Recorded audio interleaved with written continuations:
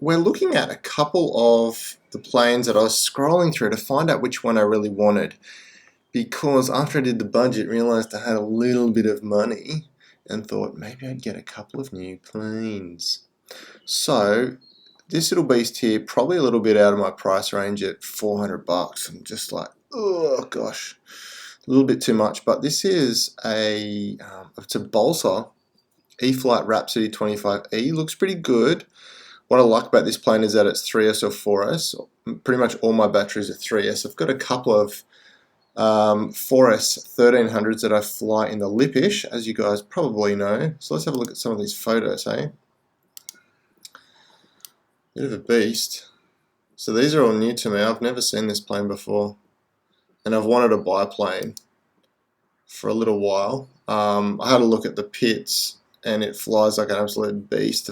I think it's the 1200 or the 1400 E-flite pit special, and I'm all for electric. So that's good, because there's pretty much nowhere I can fly close to me that's super convenient that I can just go out to and fly. You know, like having to fly glow or whatever, that's just too much. So let's go across to one of the other options. There was a Flex Innovations Extra 300. This looks really good too. I like this photo actually. This is a nice runway. Actually, this is I'm not sure if this location is in Nowra, but this plane is located in Nowra, which is about an hour south of where I am. Let's have a look. Doesn't come with the transmitter, sadly. So he wants 300 for this plane. I'm not sure what it flies off of. I think it flies off 3S and 4S, but it's a pretty solid looking plane. But a little bit out of what I wanted to spend. I didn't want to quite spend that much. I know I'm a little cheapskate. So yeah, it's saying 3S 22 to 3300s, which is cool. Oh, they're saying 400 bind and fly. Really? Are they just saying with the receiver? Surely not with the transmitter as well. That would be insane.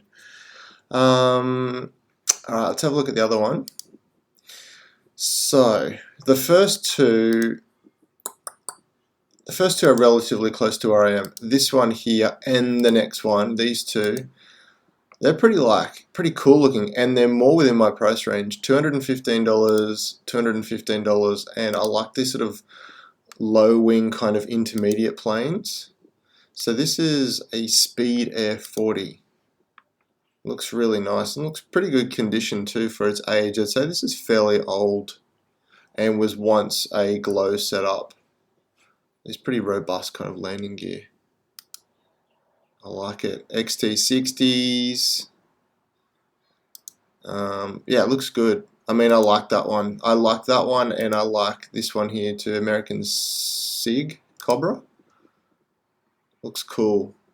I don't like the fact this doesn't have a nose cone, but it looks pretty good. I like it. I just love how we have this really great community that, you know, come in and out of the hobby, and, you know, we just buy and sell stuff. And for someone, it's saying, oh, he's got his nose cone here. What's going on? He's taking it off. Is that nose cone not working with the cowling or something? He's got to like take it all off for it to fit. I don't know, maybe. But yeah, it's really cool to have a community that's buy and sell, and we're all able to appreciate these planes. So, what's he saying here?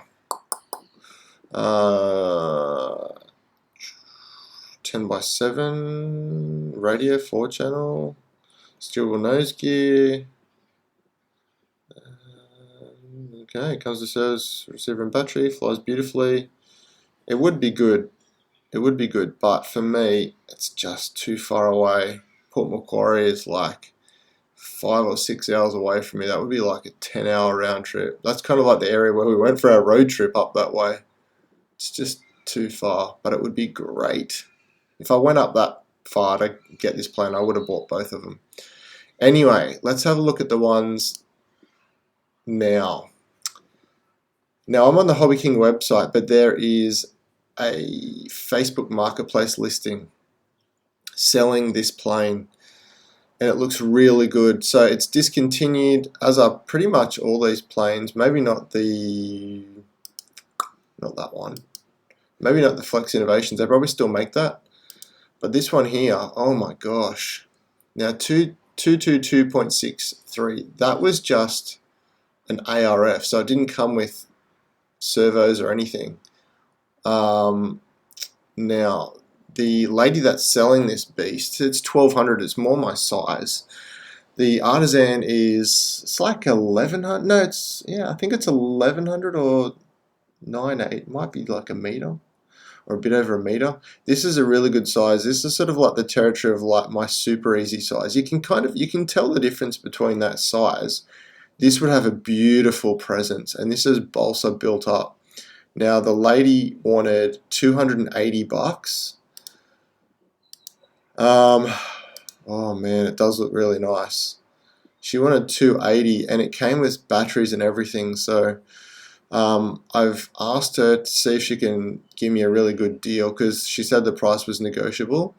I'm hoping if she could do like under 250 or like 200 would be absolutely incredible value. I don't want to like rip people off, obviously, but everyone wants the best deal they can, and if she's not getting any bites and she's like happy with 200, I'd be like absolutely thrilled to get this plane. Look at these wheel pants too. Like, this is just a really nice product. All this is painted. Like, this is really nice paint work. I'd say they'd be like fiberglass wheel pants, and it's like built up balsa construction with like a nice like a monocoat or something over it. And this would be my second, if I got it. It would be my second balsa plane. But the very first one I had, I was like 15, ended in absolute disaster. It was back in 1999, and yeah, it was not a good ending, so that plane went nowhere. It flew once, crashed, and then it sat doing nothing in my garage for like 15 years or something. Maybe not quite that long. Anyway, so they're saying, look at that, see, 3S. They're saying they can fly this on a 3S. This is what I love about this. Cheap lipos, 3S. I think she's even said, oh look, I can get my watt meter out and double check everything could handle it and do a bit more research, but that's just amazing. That would be really good. Anyway, I haven't locked that one in. What I have locked in is the Star Max. You're probably thinking, what are you doing? Star Max are terrible. Now, $150. Now I'm looking at this. That's probably the best thing about this plane, aside from the fact it's in Sydney. It's pretty close. So both of these are in Sydney. This one's in Sydney. This one's in Sydney. It's not too far away. Now, oh man. So I've got receivers, not an issue. 4S 2200s. I've heard these things fly like pretty much like dogs. I'm going to get some better photos up. So this one here, this is it here. I'm getting it because I like the look of it, and I think I might be able to throw in the 80mm EDF fan that I've got on that glider jet I've been flying around. So if you haven't seen that video, go and check out those videos where I literally taped on an 80mm ducted fan, which came out of an FMS Futura. And funnily enough, I also have the retracts that came off of that plane. It wasn't my plane, it was someone else's. I got a great deal. I think I got it for like $150. Came with 100 amp ESC, 80mm 12 bladed EDF plus Oleo struts, like full landing gear, 3-piece landing gear. I might be able to fit all of that into this jet because, man, it comes with an EDF, but I think this thing was made like, what are we in, 2022?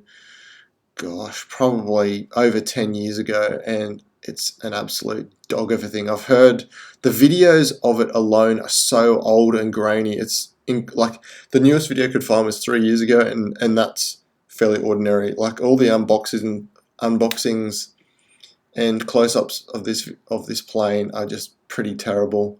And there was one that I found that looked like it was modified, but the guy just doesn't talk much in the video, and I can't like work out what's happening. Maybe a redeeming quality. Hopefully this is like a plastic nose cone. That would be really good. I had a look in the forums, and they're saying that the foam isn't EPO. I read on, was it on here or somewhere else that said EPO foam? I don't think it's EPO foam. It's, what are they saying here? Box is not strong enough to protect it, probably because it's fairly dodgy foam. What are they saying? 4-cell. Yeah, 4-cell, but I think it flies like a dog on 4-cell even. Like it's just, I think it's just a terrible EDF unit. And that, look at the ESC, we're at 45 amps, it's nothing. I've got a 64mm, you know, my little Lipish. It has a 50 amp ESC. It runs on little 1300s. This is a much bigger plane. So that's the thing that's like a redeeming quality of this plane. I think it's like a fairly decent size. So hopefully I can fit my 80mm EDF back here, chuck in the 3300s. Oh, it's going to be fairly heavy, but it's going to have the nuts. It's going to fly heavy and hopefully fly fast. I guess hopefully whatever happens, I've only got $150 into it, so that's the redeeming quality of this plane. So I'm going to pick that one up today, and you guys are going to see. I'm going to do a bit of, well, I won't do a bit of an unboxing. I'll do an unboxing.